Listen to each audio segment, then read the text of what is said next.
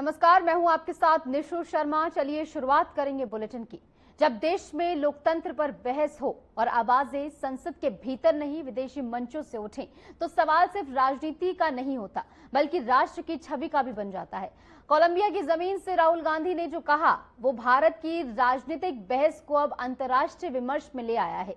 एक और संघ अपना शताब्दी चिंतन कर रहा है, अगले 100 साल की रणनीति बना रहा है, तो वहीं दूसरी ओर विपक्ष सरकार पर लोकतंत्र खत्म करने और संस्थाओं को कमजोर करने का गंभीर आरोप लगा रहे हैं। क्या ये सच में लोकतंत्र की लड़ाई है या वैश्विक मंच से घरेलू राजनीति साधने की रणनीति? आज का सबसे बड़ा सवाल यही है। देश का असली संकट आखिर क्या है? सत्ता की निरंकुशता या विपक्ष की व्याकुलता? देखिए हमारी एक खास रिपोर्ट।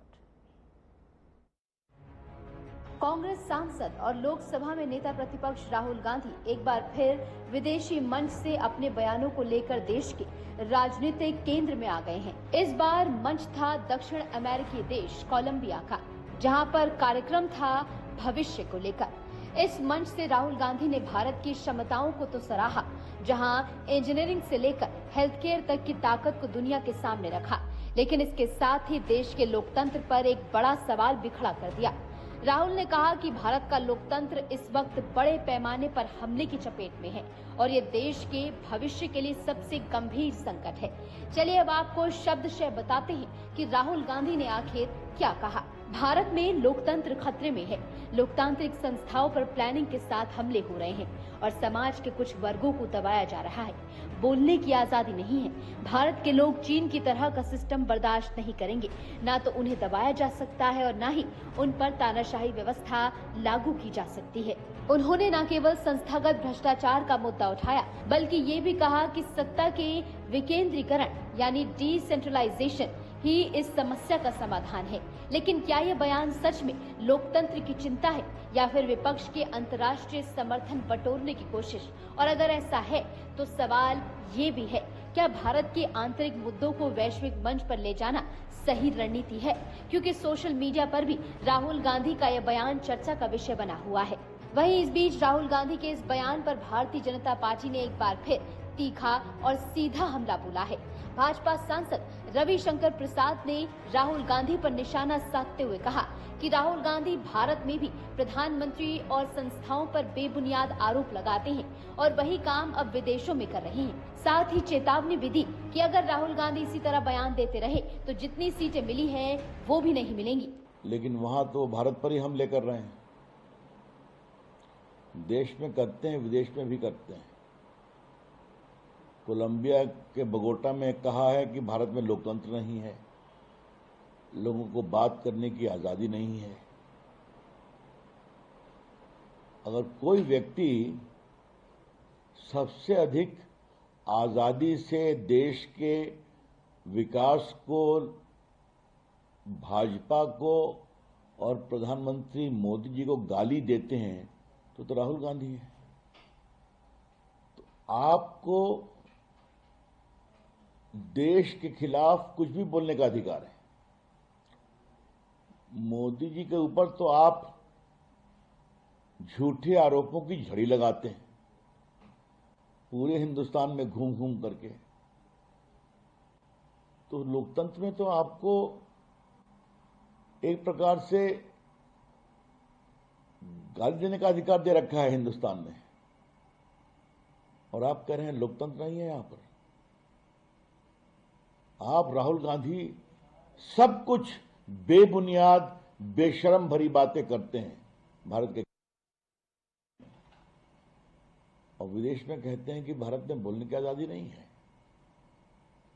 पूरा लोकतंत्र है, देश के लोग आजाद हैं। लेकिन राहुल गांधी की समस्या ये है कि उनको वोट नहीं मिलता तो सत्ता चाहते हैं,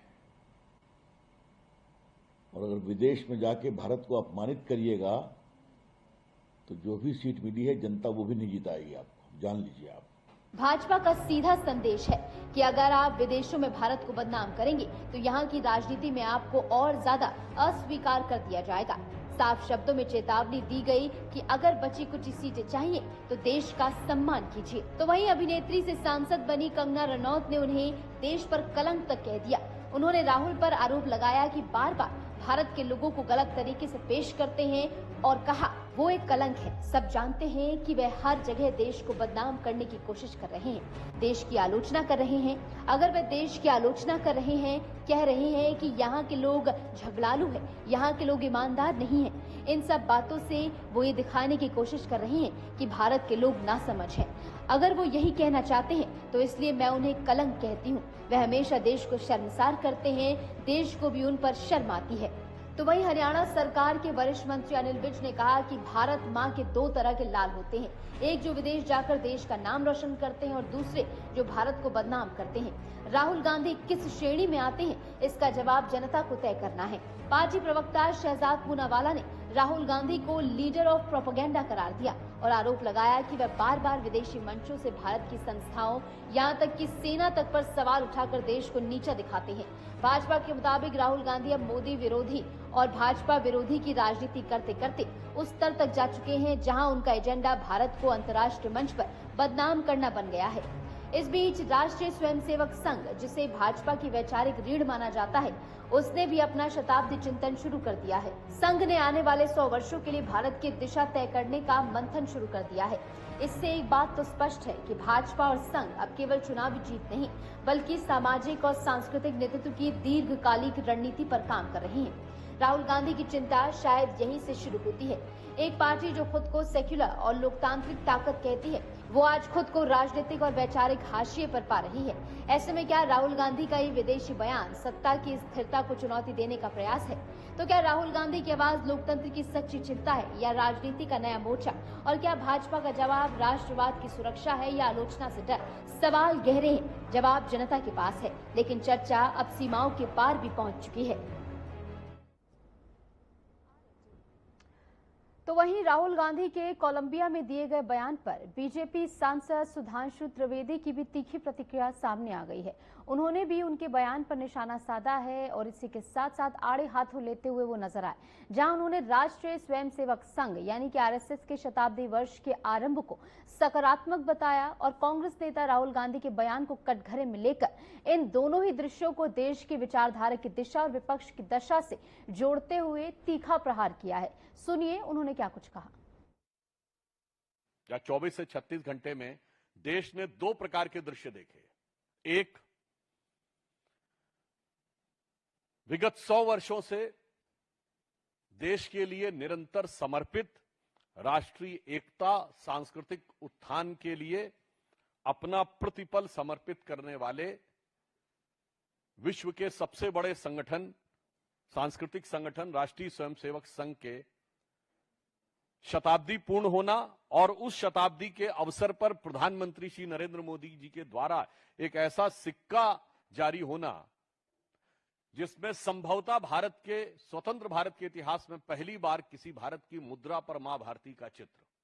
और इन्हीं 24 घंटे में देश ने एक दूसरा दृश्य देखा कि 140 साल पुरानी पार्टी, एक ब्रिटिश ऑफिसर एलन ऑक्टेवियम ह्यूम के द्वारा स्थापित पार्टी, जिसके पहले 25 साल में अनेक ब्रिटिश सेक्रेटरी अध्यक्ष रहे और 100 साल से जिसका एक ही परिवार का उस पर वर्चस्व है, मोतीलाल नेहरू ने जवाहरलाल नेहरू को ट्रांसफर की थी। यानी 100 साल से एक ही परिवार के आधिपत्य के बाद भी उस संगठन के पतन और सत्ता छूटने की बदहवासी में उनके खानदान के बरखुरदार के द्वारा, जो कि आज भारत विरोधी शक्तियों के फर्माबरदार बनते हुए प्रतीत हो रहे हैं, अपनी उसी आदत के अनुरूप विदेश की धरती से एक और ऐसा बयान दिया है जिसमें कुछ भी आश्चर्यजनक नहीं है। अगर आपको ध्यान हो तो मात्र कुछ दिन पहले मैंने ही आपको एक बाइट देते समय एक आवश्यक सूचना दी थी कि राहुल गांधी जी पुनः विदेश जा चुके हैं और फिर आप तैयार रहिएगा, कोई ना कोई भारत विरोधी बयान अवश्य आपको। बढ़ेंगे आगे। जब दुनिया उपभोग की अंधी दौड़ में पर्यावरणीय संकटों से जूझ रही है, तब भारत की प्राचीन परंपराएं और दर्शन नए सिरे से प्रासंगिक हो जाते हैं। हैदराबाद में JITO कनेक्ट 2025 का आयोजन किया गया। ये कार्यक्रम संबोधित करते हुए केंद्रीय रक्षा मंत्री राजनाथ सिंह ने जैन समाज के अपरिग्रह और संयम के सिद्धांतों को आधुनिक जीवन के लिए समाधान बताया। उन्होंने कहा कि जैन दर्शन केवल आध्यात्मिक पथ नहीं बल्कि एक व्यावहारिक जीवन शैली का मार्ग है जो आधुनिकता और प्रकृति के बीच संतुलन कायम करने की प्रेरणा देता है। जब दुनिया भोग की ओर भाग रही है तब ये विचार हमें योग, त्याग और संतुलन की याद दिलाते हैं। क्या कुछ रक्षा मंत्री की ओर से कहा गया है, सुनिए। कंज्यूमरिज्म, उपभोक्तावाद का सबसे बड़ा संकट यही है कि हमें अनलिमिटेड ग्रीड, असीमित लालच की तरफ यह धकेल रहा है। आपके हाथ में मोबाइल है, कहीं पर सेल चल रही है और आपने वो सारी चीज भी खरीद ली जिसकी कि आपको जरूरत नहीं थी। यहां सिर्फ कुछ खरीदने की बात नहीं है, बल्कि आप खुद अपने आसपास देखिए कि आज लोगों के पास वे सारी चीजें भी हैं जिनकी इन्हें जरूरत नहीं है। इसलिए मेरा ऐसा मानना है कि जैन समाज की अपरिग्रह की शिक्षा हमें एक ऐसा बैलेंस लाइफ जीने का मार्ग दिखाती है जहां हम मॉडर्निटी यानी आधुनिकता को अपनाते हुए नेचर के साथ सामंजस्य बनाकर रख सकते हैं। यह जैन धर्म ही करता है।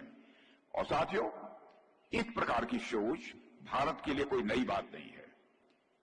कम प्राप्त करके भी खुश रहना हमारी संस्कृति में गहराई से यह निहित है। हमारी परंपरा हमेशा ये सिखाती रही है कि हम केवल भोग के लिए न जिए बल्कि योग और त्याग के मार्ग पर चलें। यही हमारी भारतीय संस्कृति हमको संदेश देती है।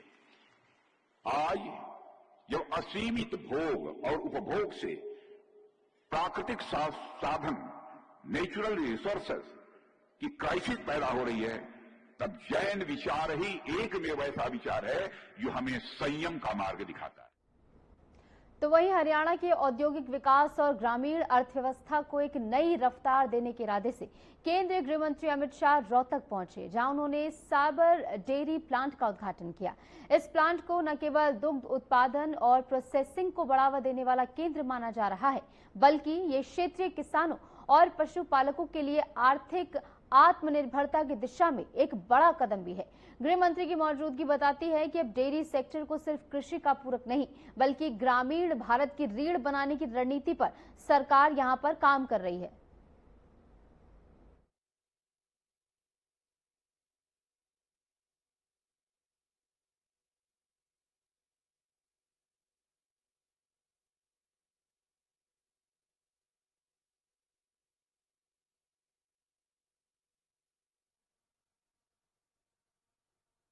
दूध का उत्पादन करने वाले किसानों के कल्याण के लिए लगभग 350 करोड़ से पूरे देश का सबसे बड़ा दही, छाछ और योगर्ट बनाने का काम और मिठाई का प्लांट बनाने का काम आज पूरा किया है। अब मालूम नहीं है साबर डेयरी वालों ने प्लांट यहां क्यों डाला।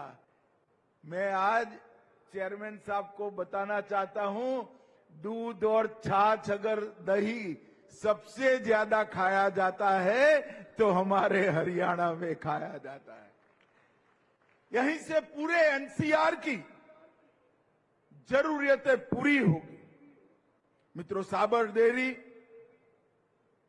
इसने साबरकांठा जिले से शुरुआत कर 9 प्रदेशों के किसानों के लिए, दूध उत्पादकों के लिए एक बहुत बड़े मौके का सृजन किया है। गुजरात में त्रिभुवन भाई, बुरा भाई और गलबा भाई, ये तीनों नेताओं ने डेयरियों की नींव रखी और आज कोऑपरेटिव डेयरी के माध्यम से हमारी गुजरात की 35 लाख बहनें 85,000 करोड़ का व्यापार करती है। 85,000 करोड़। अब हरियाणा में भी ये बात आगे बढ़ेगी। अभी चेयरमैन साहब बता रहे थे कि यहां जो प्लांट की आज की कैपेसिटी है उतनी ही कैपेसिटी का एक्सपांशन अगले 1 साल में हरियाणा में साबर डेयरी करने जा रही है। मित्रों, 150 मेट्रिक टन प्रतिदिन दही 10 मेट्रिक टन मीठा दही मतलब योगर्ट, 3 लाख लीटर छाछ और रोज 10,000 किलो मिठाई यही प्लांट में बनेगी जो किसानों के समृद्धि का कारण होगी। आगे बढ़ेंगे। छत्तीसगढ़ की जमीनी हकीकत अब बदलती हुई नजर आ रही है, जहां बंदूक की गूंज अब विकास की आवाज में दब रही है।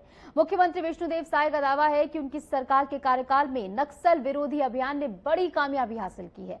450 से ज्यादा नक्सली मारे गए हैं और आत्मसमर्पण करने वालों की संख्या में लगातार इजाफा हो रहा है। उनका कहना है कि अब लोग जंगल छोड़कर विकास की मुख्य धारा में लौटना चाहते हैं। क्या कुछ उनकी ओर से कहा गया, सुनिए। बिल्कुल, जब से हम लोग सरकार में हैं तब से आप लोग देख रहे हैं कि नक्सलवाद के साथ खिलाफ में लड़ाई में लगातार हमारे जवानों को सफलता मिल रही है और 450 से ज्यादा नक्सली न्यूट्रलाइज भी हुए हैं और पुनर्वास नीति भी हम लोग अच्छा दिए हैं तो उसका भी लाभ हो रहा है और लगातार आत्मसमर्पण करने वालों की संख्या भी बढ़ी है। 1500 से ज्यादा पहले ही कर चुके थे, लेकिन अभी कुछ दिनों पहले 70-71 एक साथ आत्मसमर्पण किए और कल 103 किए हैं, तो ये अच्छा है। वो लोग विकास की मुख्यधारा से जुड़ना चाहते हैं तो उनका स्वागत है। बिल्कुल, स्थापना दिवस में माननीय प्रधानमंत्री जी का शुभागमन हो रहा है छत्तीसगढ़ में और जनजातीय गौरव दिवस 15 नवंबर को होता है भगवान बिरसा मुंडा की जयंती में, तो उस समय महामहिम राष्ट्रपति। राष्ट्रीय राजधानी दिल्ली में खेल के मैदान से एक नई साझेदारी की शुरुआत हुई, जहां सरकार और निजी क्षेत्र ने मिलकर युवाओं के भविष्य के लिए जमीन तैयार की है। और मुख्यमंत्री रेखा गुप्ता और आदित्य बिरला ग्रुप के CAD निदेशक सुनील बजाज ने सुदेवा फुटबॉल एकेडमी में नई सुविधाओं का शुभारंभ किया। इस मौके पर मुख्यमंत्री ने प्रधानमंत्री नरेंद्र मोदी की खेल नीति की सराहना करते हुए कहा कि जब सरकार और जनता मिलकर काम करती है तो नतीजे 100% सामने आते हैं। इस सार्वजनिक निजी भागीदारी से ये फुटबॉल ग्राउंड अब देश भर के उभरते खिलाड़ियों को आधुनिक प्रशिक्षण देने वाला मंच भी आने वाले समय में बनेगा। इस मौके पर सीएम की ओर से क्या कुछ कहा गया, सुनिए। जिस तरीके से आदरणीय प्रधानमंत्री जी के नेतृत्व में उनके मार्गदर्शन में लगातार प्रोग्रेस कर रहा है, मुझे खुशी है कि सरकार और पब्लिक मिलकर के जब एफर्ट्स करते हैं तो 100% उसका रिजल्ट निकलता है। आज इस तरीके के फुटबॉल यहाँ पे ग्राउंड का हमने इनोग्रेट किया है और ये पब्लिक पार्टनरशिप के साथ में डेवलप किया गया है और देश भर के खिलाड़ी यहाँ आए हुए हैं और अच्छी बेहतरीन फुटबॉल टीम आपकी बनी है और बहुत सारे मेडल आपने जीते हैं और लगातार उन्हें ट्रेनिंग दी जा रही है कि वर्ल्ड कप तक पहुंचे हमारी टीम और वहां से मेडल जीत करके आए। तो मैं तो यही कह सकती हूँ कि जब सरकार और एसोसिएशन मिलकर के काम करती हैं तो निश्चित रूप में प्रोग्रेस होती है और हमारे देश के खिलाड़ी वर्ल्ड लेवल पे अपनी परफॉर्मेंस बेहतर कर सके, बेहतरीन कर सके, इसका हम सबको प्रयास करना है। और हमने तो इस बार दिल्ली सरकार की ओर से पूरे देश के सभी राज्यों से ज्यादा बेहतर प्राइजेस अनाउंस किए हैं। लगभग 7 करोड़ के लगभग एक जो टॉप ओलंपियन रहेगा उसको अगर दिल्ली का खिलाड़ी है तो हम उसे प्राइज देंगे। तो हम चाहते हैं कि हमारे सारे बच्चे प्राइज जीत के लाएं, मेडल जीत के लाएं और दिल्ली सरकार उन्हें अवार्ड दे। तो सीएम रेखा गुप्ता ने यहां पर फुटबॉल ग्राउंड का शुभारंभ किया है और ऐसे में खिलाड़ियों को बड़ी सौगात यहां पर मिलते हुए दिल्ली को नया ग्राउंड यहां पर मिला है। सीएम रेखा गुप्ता की बड़ी पहल, जहां पर सीएम रेखा गुप्ता जो है प्रधानमंत्री नरेंद्र मोदी की प्रतिबद्धता को भी दोहराते हुए यहां पर नजर आई हैं कि किस प्रकार लगातार सुविधाओं का विस्तार हो रहा है और आने वाले समय में खिलाड़ियों को अनेक सुविधाएं मिले ताकि बेहतर भविष्य का निर्माण संभव हो। इसके लिए सरकार पूर्ण रूप से प्रतिबद्ध है और केंद्र की तरफ से भी पूरा सहयोग जो है वो राज्य सरकार को मिल रहा है।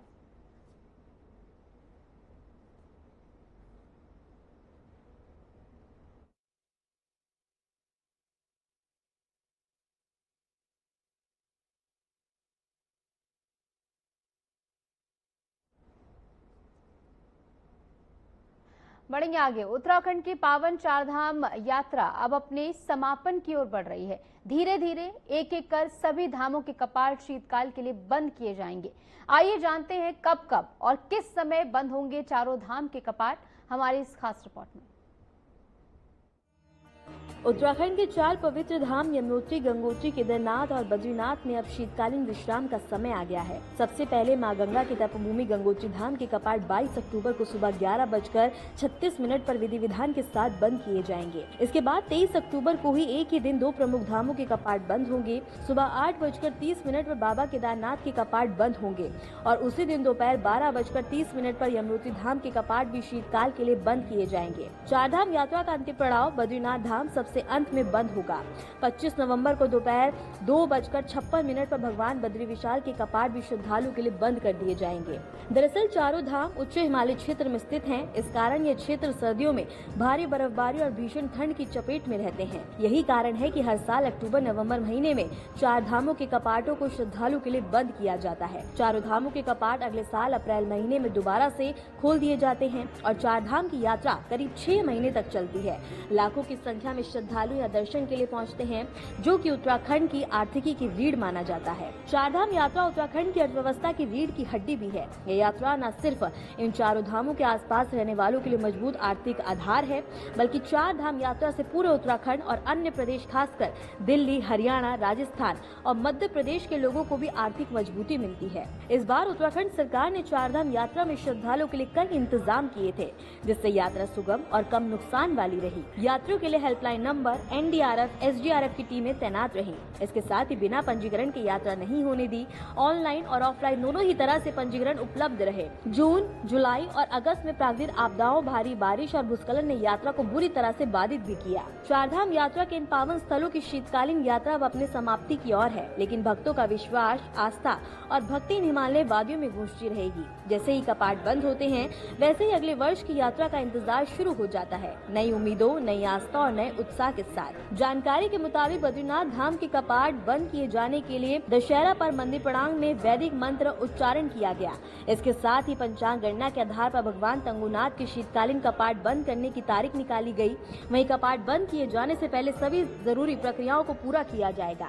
इसके लिए 5 नवंबर 2025 को देवरा प्रस्थान किया जाएगा। इसके बाद 6 नवंबर 2025 को बाबा के कपाट सभी श्रद्धालुओं के लिए आगामी 6 महीने के लिए बंद कर दिए जाएंगे। चारधाम यात्रा भले ही शीतकाल के लिए थम रही हो, लेकिन भगवानों की आराधना का क्रम यही नहीं रुकता, बल्कि अब उनका शीतकालीन प्रवास शुरू होता है।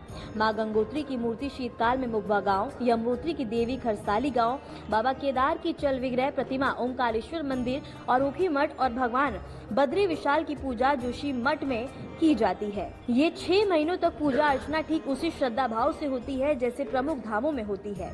यह परंपरा केवल धार्मिक नहीं, बल्कि उत्तराखंड की गांव से जुड़ी जीवित आस्था और संस्कृति को भी दर्शाता है।